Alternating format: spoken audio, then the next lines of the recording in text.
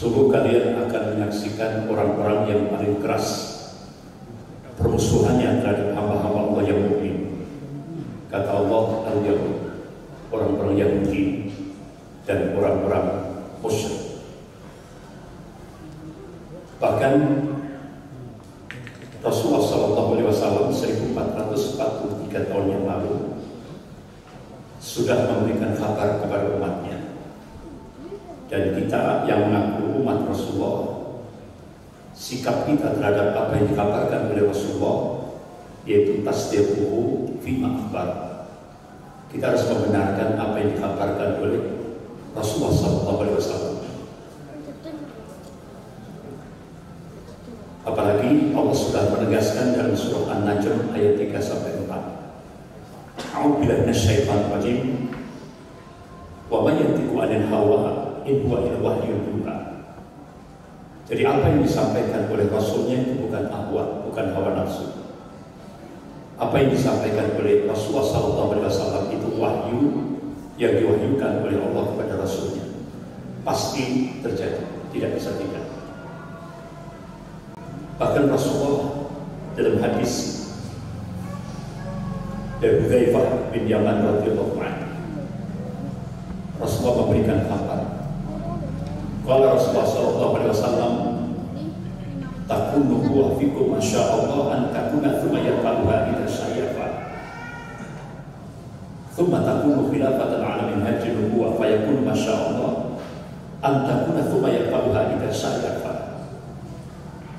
Thumma takunu mulkan adzan fa yakunu masyaallah ayyakuna thumma yaqaluha ila syayfa. Thumma takunu mulkan jabriyah fa yakunu masyaallah an takuna thumma yaqaluha ila syayfa. Thumma takunu khilafatan ala minhajin nubuwah. Kemudian Rasulullah diam. Ini hadis riwayat Imam Ahmad. Jadi Rasulullah mengabarkan takunu nubuwah fikum masyaallah an takuna thumma yaqaluha ila syayfa. Akan datang kepada kalian masa kenabian.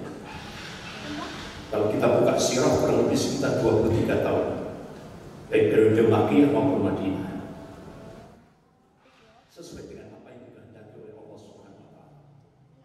Kemudian Allah angkat jika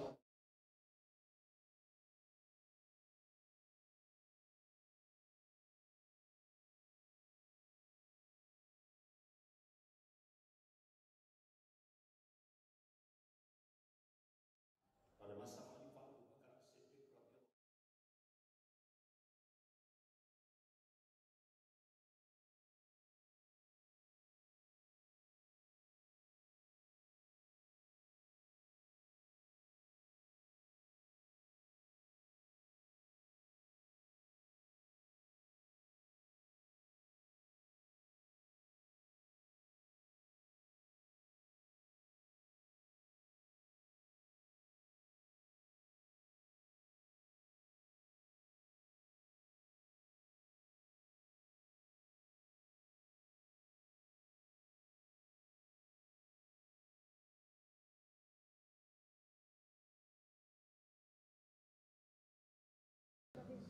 itu kurang lebih sekitar 13 abad, 1300 tahun. Jadi Rasulullah SAW mengabarkan kepada umatnya, golongan mukmin ini pernah memimpin dunia ini sepanjang 1343 tahun. Masya Allah, panjang sekali. Kemudian muncul sunnatullah, sunnah at-tadawul, pergantian kepemimpinan dunia. Allah tegaskan dalam surah Al-Imran ayat 140. A'udzubillahi minasyaitonir rajim. Wa tilkal ayyamu nudawiluha bainan nas. Wa liya'lama Allahu alladziina aamanu wa yattakhidha minkum syuhada wallahu la yuhibbul dhalimin. Dan masa kejayaan dan kehancuran, masa kemenangan dan kekalahan, Allah berkirimkan di tengah-tengah manusia, supaya dari situ bisa diambil ibrah, pelajaran.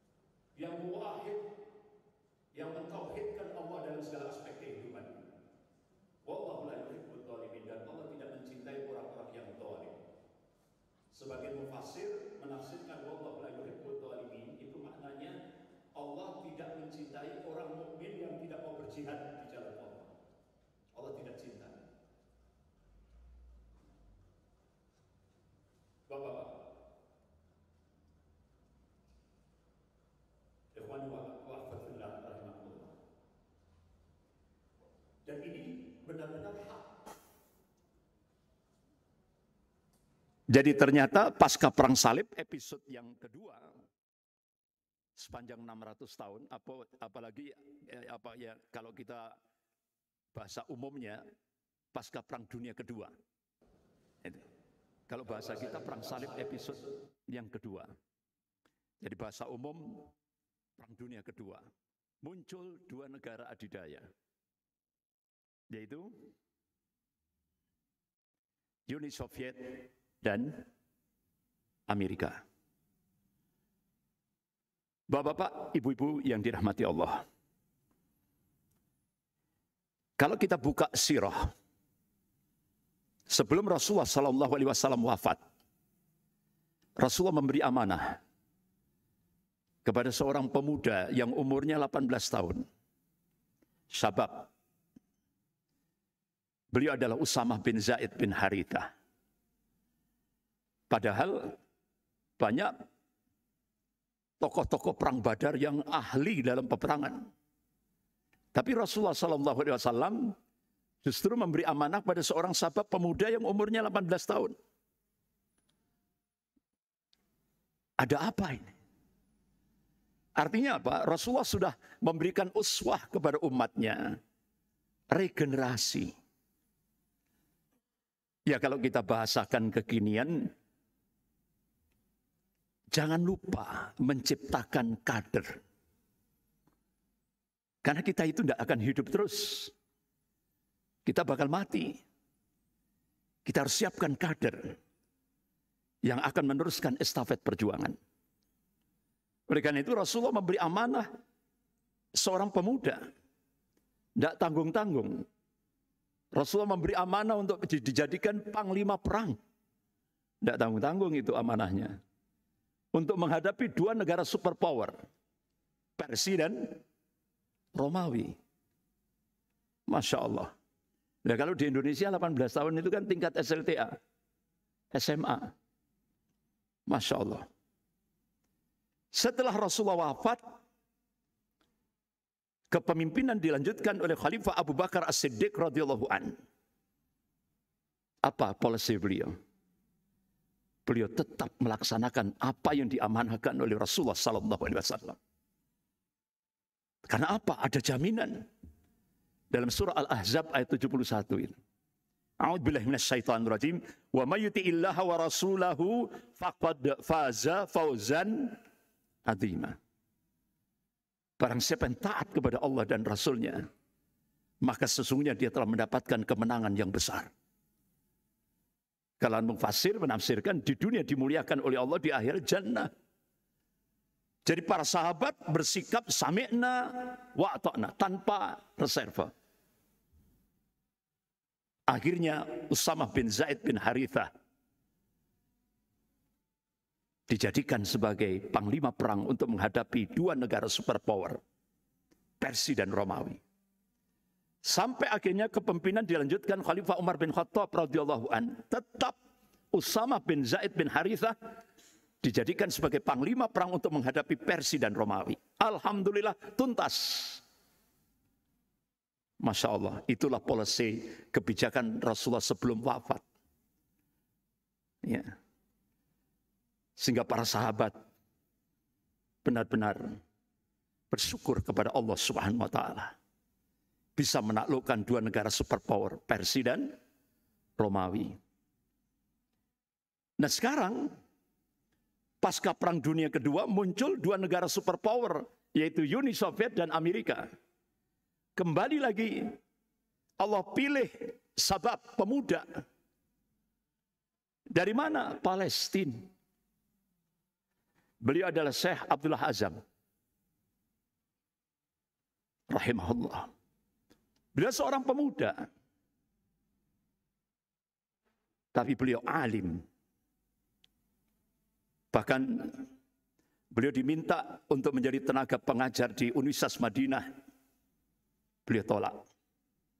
Universitas Ummul Qura Mekah ditolak. Di Jeddah, di Universitas Al-Azhar ditolak. Beliau berangkat dari Palestina menuju jantungnya Khurasan, Afghanistan. Makanya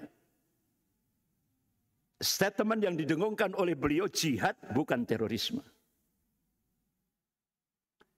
Apa yang diawali oleh beliau?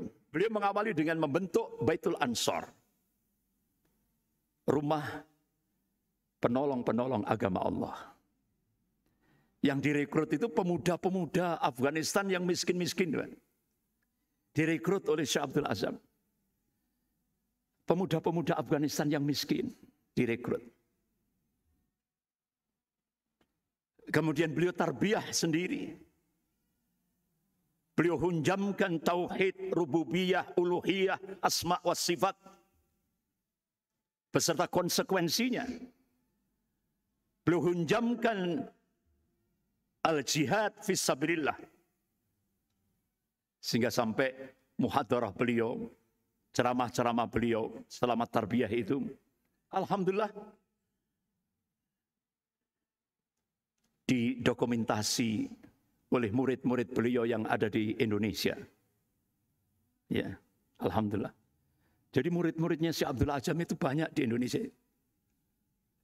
Bahkan alhamdulillah saya tidak tahu, saya pernah diundang di Dewan Syariah Surakarta.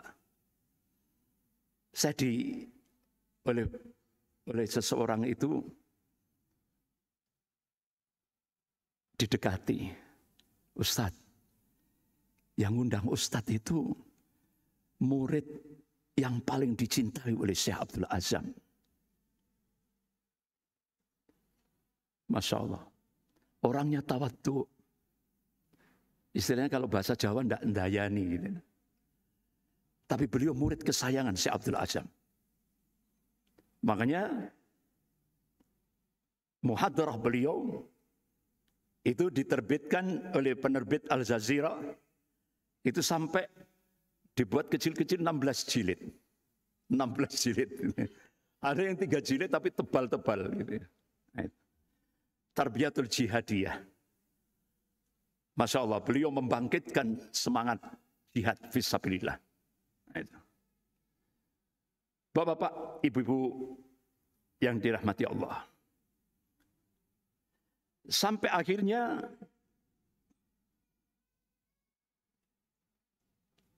tidak diduga. Inilah Allah tunjukkan kekuasaannya. Jadi saat sekarang ini,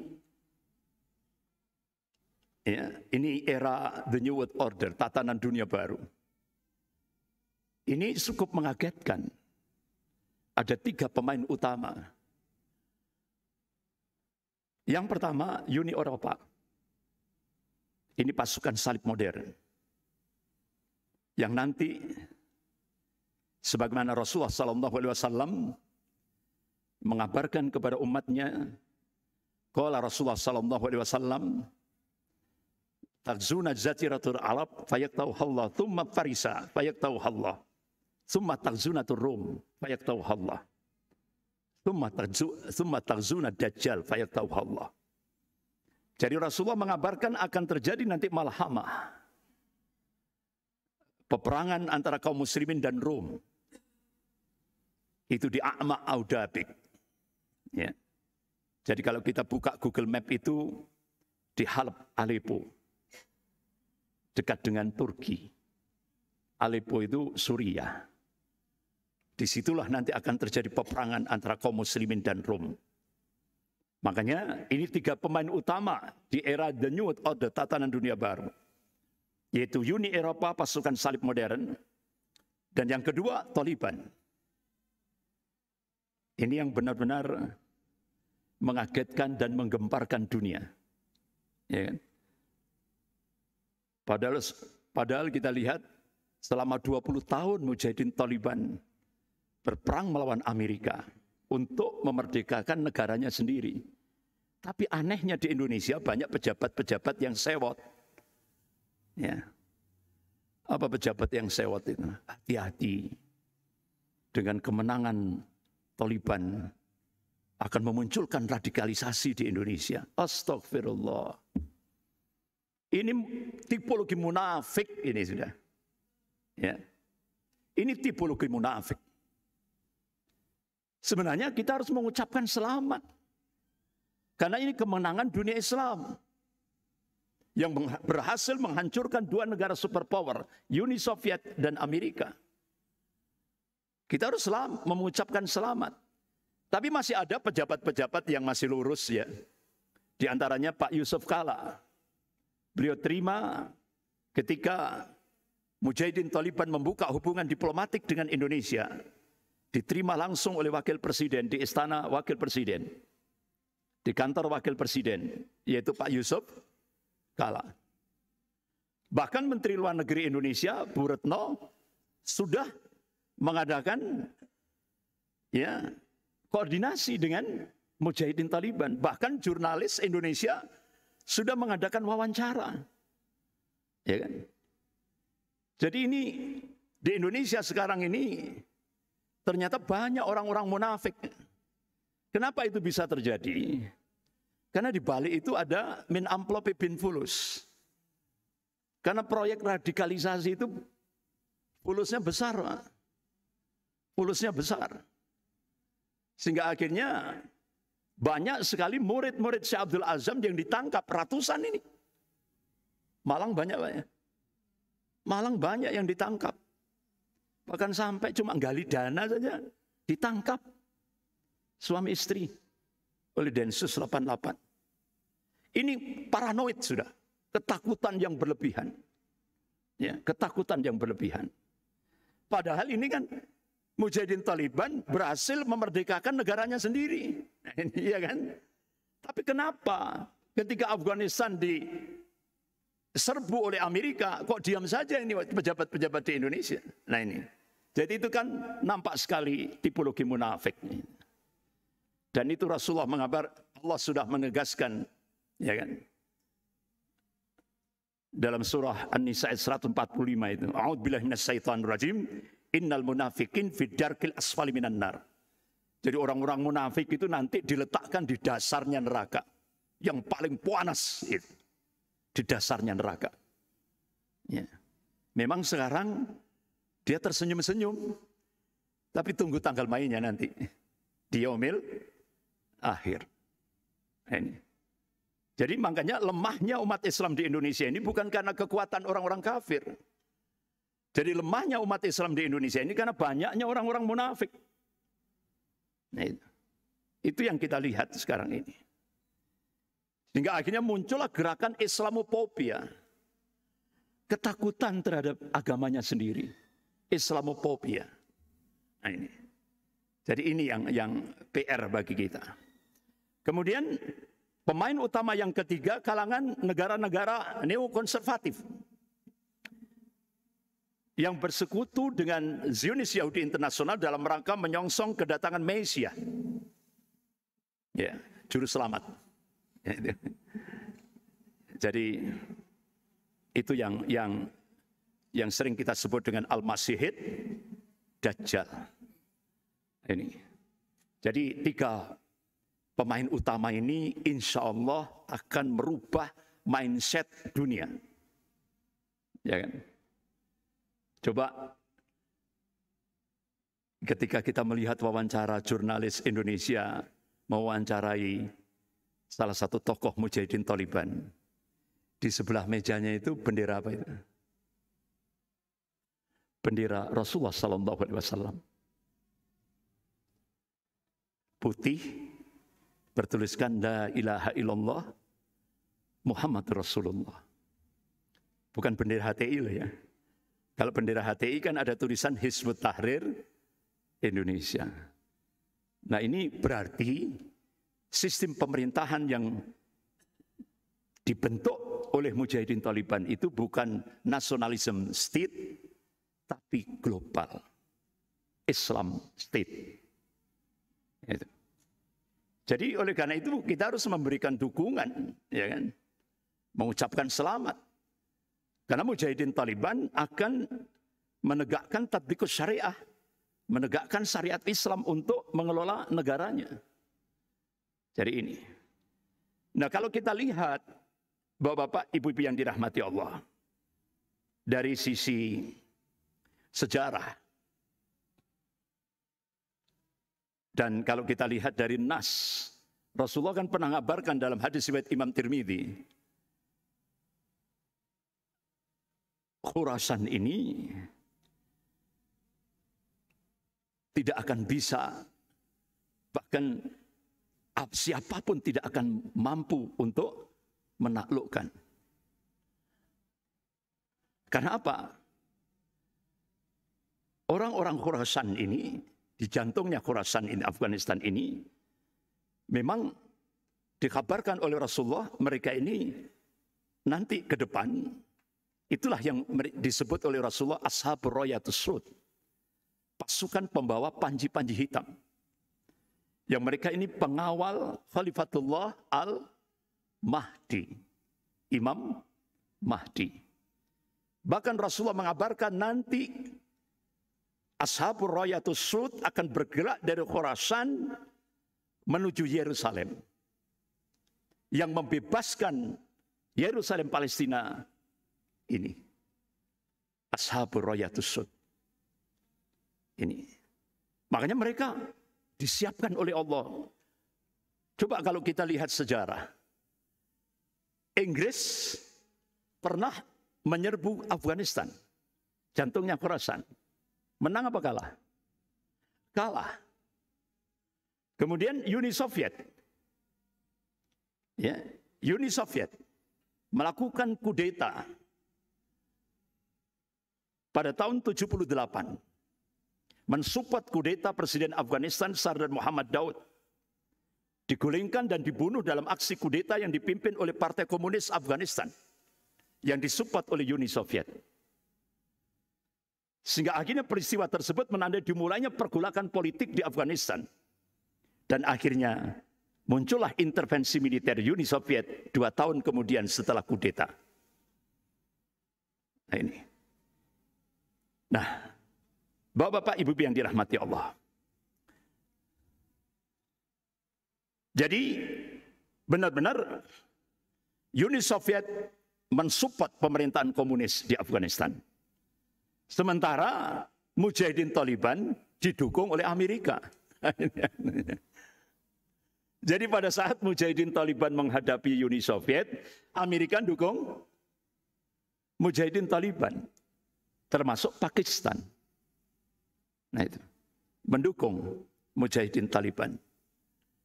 Tapi setelah Uni Soviet hancur, Amerika menyerbu Afghanistan. Ya inilah siasatnya Amerika itu seperti itu. Kira-kira apa di balik itu? Karena sumber daya alam di Afghanistan itu yang dijadikan ya cita-cita utama Amerika untuk menguasai Afghanistan. Ya. Sumber daya alamnya luar biasa di Afghanistan. Makanya Amerika ikut juga melakukan peperangan terhadap Mujahidin Taliban. Bapak-bapak, Ibu yang dirahmati Allah, pasukan Uni Soviet, pasukan elit Uni Soviet luar biasa dikerahkan semuanya. Ya kan? Nah ini yang tadi saya sampaikan, akan datang pasukan dari Khurasan dan tidak ada kekuatan yang dapat menghentikan mereka, dan mereka akan sampai ke Yerusalem di mana mereka akan menegakkan bendera mereka, yaitu bendera Rasulullah sallallahu alaihi wasallam. Ini. Rawahu Tirmidzi juz 2 halaman 152. Jadi jantungnya Khurasan itu adalah Afghanistan. Bapak-bapak, Ibu-ibu yang dirahmati Allah. Jadi inilah murid-murid Syekh Abdul Azam, pemuda-pemuda Afghanistan yang miskin-miskin ini. Ditarbiyah langsung oleh Syekh Abdul Azam. Nah, jadi berangkat itu bawa senjata jadul. Pulang bawa senjata Stinger, senjatanya canggih. Jadi Syekh Abdul Azam itu meyakinkan pada pemuda-pemuda Afghanistan yang miskin-miskin itu. Wa man nasru illa min indillahil azizil hakim. Kemenangan itu datangnya dari Allah yang maha perkasa lagi maha bijaksana. Bahkan Allah memberikan jaminan wa kana haqqan alaina nasrul mu'minin. Kewajiban kami, kata Allah, memenangkan golongan mukmin. Itu. Jadi bapak-bapak, ibu yang dirahmati Allah, inilah pemuda-pemuda Afghanistan yang dibina langsung oleh Syekh Abdul Azam rahimahullah. Jadi berangkat dengan senjata jadul, pulang bawa Stinger. Ini kan senjata pesawat, anti pesawat, ya kan? Inilah tipologi mujahidin Taliban. Sampai media internasional membuat satu karikatur. Jadi 15.000 pasukan elit Uni Soviet berangkat dengan senjata canggih, pulang jadi mayat. Ini karikaturnya. Ini karikaturnya. 15.000 pasukan elit Uni Soviet berangkat dengan persenjataan yang sangat canggih. Helikopter, tank, wah, helikopternya besar-besar itu ya. Pesawat MiG dan sebagainya. Tapi pulang jadi mayat. Inilah hal yang tidak masuk akal, tapi Allah tunjukkan kekuasaannya. Sampai-sampai Syekh Abdul Azam menulis dalam kitabnya Ayatul Rahman fil Jihadi Afgan. Jadi Allah tunjukkan kekuasaannya. Ketika pesawat MiG itu menjatuhkan ratusan bom di tengah-tengah mujahidin Taliban. Allahu Akbar, tidak ada satupun yang meledak. Itu siapa yang bisa melakukan itu? Allahu Akbar. Bahkan Syekh Abdul Azam nulis ketika pertarungan sengit, amunisi habis. Syekh Abdul Azam sudah minta kepada Allah banyak zikrullah. Pasukan elit Uni Soviet lari terbirit-birit. Kenapa? Katanya dia melihat pasukan jubah putih yang lebih gagah. Bahkan membawa persenjataan yang lebih canggih lagi. Nah, Allah tunjukkan kekuasaannya. Bahkan ratusan pasukan elit Uni Soviet Allah gerakkan jundullahnya berupa badai gurun. Tewas mengenaskan. Jadi tentaranya Allah itu macam-macam. Tidak hanya mujahidin Taliban. Badai. Bahkan burung itu bisa menjatuhkan pesawat MiG. Burung. Itu terjadi dan ditulis oleh Syekh Abdul Azam. Bisa jatuh. Karena burung. Dikacaukan radarnya. Jatuh. Jadi itulah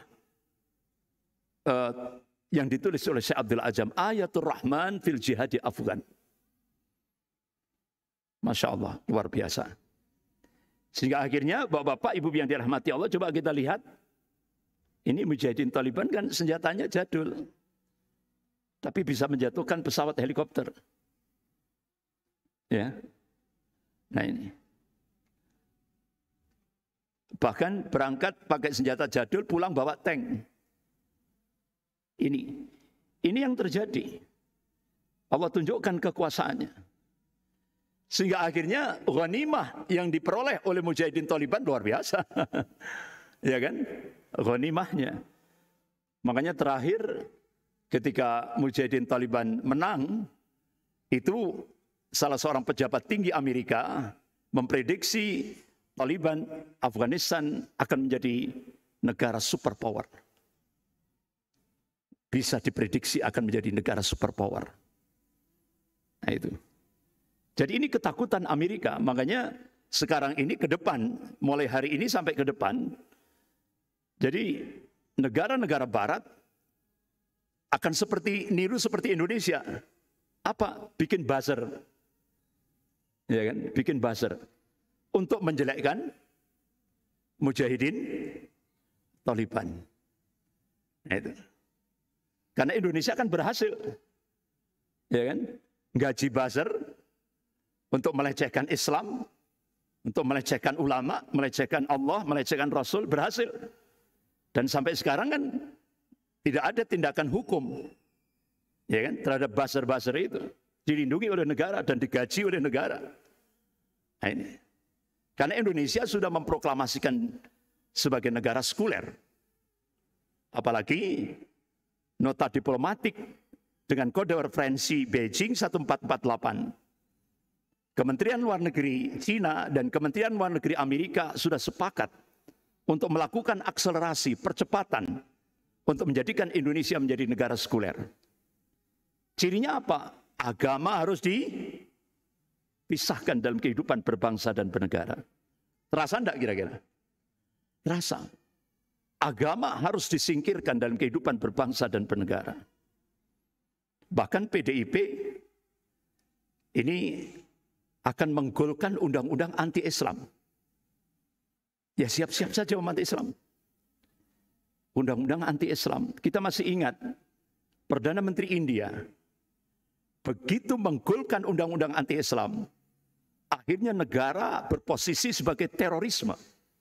Muncul terorisme negara. Artinya apa? Negara melakukan genosida, pemusnahan massal terhadap kaum muslimin di India. Karena disahkan undang-undang negara. Sehingga terjadi pemusnahan massal kaum muslimin di India. Setelah disahkan undang-undang anti-Islam. Nah itu sekarang di Indonesia akan dibuat seperti itu.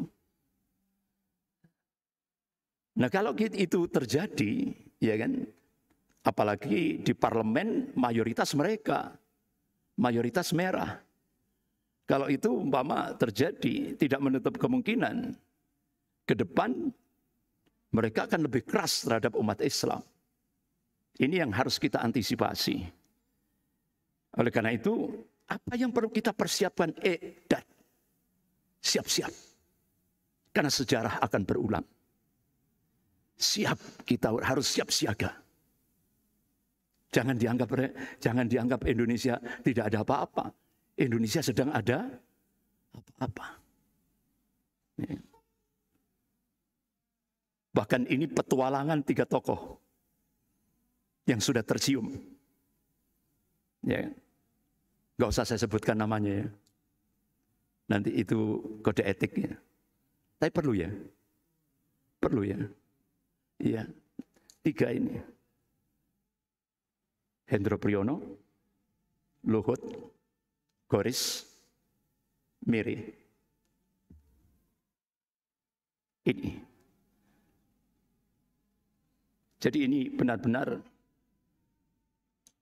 umat Islam di Indonesia harus siap siaga. Ya. Bapak-bapak, ibu-ibu yang dirahmati Allah. Akhirnya Uni Soviet di bawah Presiden Gorbachev langsung menyetujui perjanjian Jenewa. Tanggal 15 Februari 1989, seluruh pasukan Uni Soviet ditarik mundur dari Afghanistan. Nah, untuk menutupi malu Uni Soviet, Gorbachev memberikan statement. Hancurnya Uni Soviet itu karena kebijakan policy glasnost dan perestroika. Tapi itu untuk menutupi malu saja. Sebenarnya hancurnya Uni Soviet karena perjuangan jihad yang ditegakkan oleh Mujahidin Taliban. Itu. Jihad yang ditegakkan oleh Mujahidin Taliban. Makanya di seluruh dunia ini ada 2 prototipe perjuangan Islam. Prototipe yang pertama yang digerakkan oleh Presiden Turki Tayyip Erdogan. Dia menerima sistem. Tapi setelah menguasai, dia merubah sistem. Kemudian metode perjuangan yang kedua yang dicontohkan oleh Mujahidin Taliban, yaitu dengan jihad. Tidak ada lain untuk menghadapi kekuatan kafir, itu dengan jihad fisabilillah. Itulah yang ditunjukkan oleh Mujahidin Taliban. Sampai akhirnya muncullah peristiwa Black September, pemboman gedung WTC yang dimotori oleh Al-Qaeda, yang dipimpin oleh Syekh Osama bin Laden. Sehingga akhirnya George Bush punya alasan untuk menyerang Afghanistan karena mencari teroris, yaitu Syekh Osama bin Laden. Sehingga akhirnya Iran ikut terlibat membantu Amerika untuk membuka kawasan udaranya. Sehingga akhirnya tempat persembunyian Syekh Osama bin Laden di kawasan Tora Bora dibombardir sepanjang 2,5 bulan. Dibom. Tapi tidak pengaruh.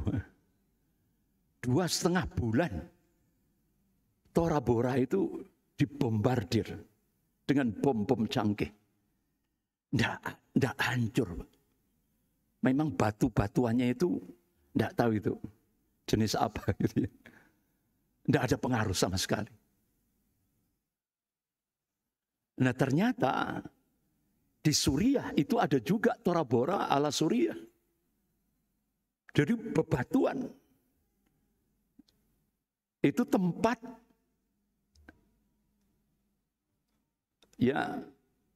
yang tempat markasnya Mujahidin Suriah untuk 10 tahun yang akan datang. Itu. Jadi model Tora Bora. Walaupun dibom itu tidak pengaruh sama sekali. Bapak-bapak, ibu-ibu yang dirahmati Allah. Jadi Iran diungkap oleh Trita Parsi, sebuah disertasi doktor judulnya The Serious Alliance, The Secret Dealing of Israel, Iran, and the US. Jadi ini persekongkolan yang berbahaya. Ada deal-deal kesepakatan rahasia antara Israel, Iran, dan Amerika.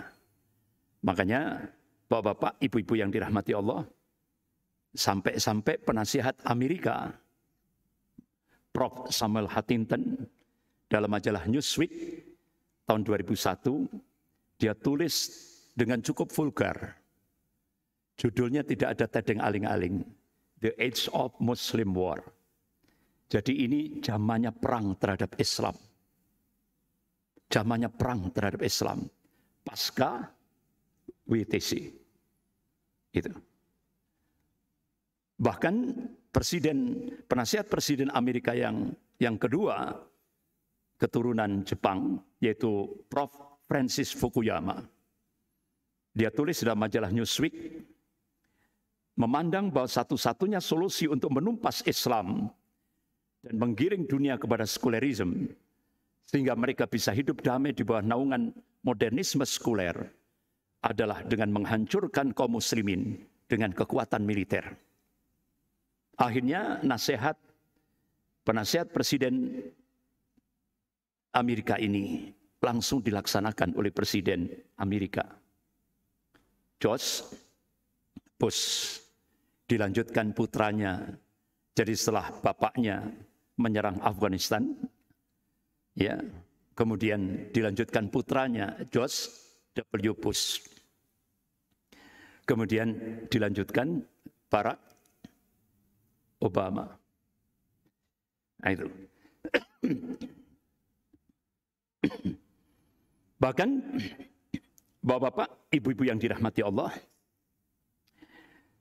kita jadi setelah Crusade dikomandani Amerika ini telah berlangsung hampir 17 tahun. Sejak dikumandangkan oleh George Bush, kemudian anaknya George W. Bush, pada tanggal 16 September 2001 pasca WTC, diawali dengan invasi militer. Ini sebuah aliansi salib, Zionis, Syiah di Afghanistan dan Irak. Nah, Kini medan jihad fisabilillah semakin meluas ke seluruh penjuru dunia. Para mujahidin di seluruh dunia menyambutnya dengan semangat baja dan perjuangan penuh pengorbanan demi tegaknya kalimat tauhid dan syariat Allah di muka bumi ini. Jadi bapak-bapak, ibu-ibu yang dirahmati Allah, kenapa Iran all out membantu Amerika? Karena Iran tidak ingin syariat Islam Sunni tegak di Afghanistan. Makanya Bapak Ibu lihat begitu Mujahidin Taliban menang, itu kan bendera-bendera Al-Husain, ya kan? Bendera-bendera Syiah kan diturunkan semua dari Afghanistan. Jadi mereka tidak ingin Sunni menegakkan syariat Islam di Afghanistan. Sehingga akhirnya Iran, sebagaimana diungkap oleh Omar Sharif, Direktur American Institute of Afghanistan Studies, bahwa Iran ikut terlibat dalam terutama dalam Afghanistan. Bahkan Iran kerjasama dengan Hamid Karzai untuk memerangi Taliban. Jadi Iran tanggal 25 Januari 2011 melaksanakan konferensi internasional kontra terorisme di Teheran. Dalam kesempatan itu Iran menandatangani kerjasama dengan Presiden boneka Amerika, Hamid Karzai, untuk bersama-sama memerangi Mujahidin Taliban yang berada di balik kepemimpinan Imarah Islam Afghanistan. Jadi bapak-bapak, ibu-ibu yang dirahmati Allah, jadi Israel, Amerika, dan Iran di balik proyek pecah belah dunia Islam. Ini yang harus kita ketahui bersama. Tapi Masya Allah, begitu pasukan Amerika bersama sekutunya masuk ke wilayah Afghanistan, pasukan ini yang tadi sudah saya sampaikan 2,5 bulan untuk mencari Syekh Osama bin Laden di kawasan Tora Bora. Jadi ini pasukan elit mesin-mesin pembunuh Amerika di Afghanistan. Hampir jutaan kaum muslimin jadi korban ya kebiadaban pasukan elit Amerika. Sampai akhirnya Amerika dan NATO masuk ke Afghanistan. Bapak-bapak, ibu-ibu yang dirahmati Allah, Mujahidin Taliban mundur. Sehingga komandan-komandan pasukan militer Amerika dan NATO langsung memberikan satu statement, Mujahidin Taliban kalah sebelum perang. Tidak tahunya itu sebuah strategi. Begitu pasukan Amerika dan NATO masuk ke Afghanistan, bangkitlah Mujahidin Taliban. Sehingga akhirnya apa yang terjadi, bapak-bapak, ibu-ibu yang dirahmati Allah, itu logistik, persenjataan logistik, amunisi, senjata, itu berpuluhan truk, itu dibakar oleh Mujahidin Taliban. Jadi ini benar-benar bangkitnya Mujahidin Taliban. Bahkan kita bisa melihat bagaimana di medan-medan peperangan di lapangan, Amerika angkat tangan menghadapi Mujahidin Taliban. Lebih tangguh. Ya. Jadi coba kita lihat secara psikologis ketakutan tentara-tentara Amerika dan NATO. Inilah kondisi tentara-tentara Amerika dan NATO. Mereka sulit menghadapi Mujahidin Taliban. Bahkan pesawat-pesawat helikopter, pesawat-pesawat bisa dijatuhkan ya, oleh Mujahidin Taliban. Bahkan sampai akhirnya Menteri Luar Negeri Amerika, Hillary Clinton, NATO dan ditambah Rusia akan menggabungkan kekuatan untuk melawan Mujahidin Taliban. Tapi ternyata nggak mampu. Sehingga tiap hari pesawat mondar-mandir Amerika, Afghanistan, negara-negara Eropa, Afghanistan. Apa mondar-mandirnya? Bawa mayat. Jadi bapak-bapak, ibu-ibu yang dirahmati Allah, ini termasuk di negara-negara Eropa. Tiap hari mayat-mayat itu terus. Ya. Sampai akhirnya Barack Obama mengambil satu policy kebijakan, menarik pasukan Amerika dan mengambil satu kebijakan pertukaran tawanan. Satu tentara Amerika diganti dengan 5 mujahidin Taliban yang dipenjara di Guantanamo. Nah, bapak-bapak, ibu-ibu yang dirahmati Allah. Inilah video yang cukup mengagetkan dunia. Karena umurnya hanya hitungan menit. Langsung dihapus. Karena Amerika malu. Itu. Apa yang terjadi di dalamnya? Insya Allah Kamis depan. Ya. Sekian. Astaghfirullahaladzim. Subhanakallahumma wa bihamdik. Asyhadu an la ilaha illa anta astaghfiruka wa atubu ilaik. Wabillahi taufiq wal hidayah. Wassalamualaikum warahmatullahi wabarakatuh.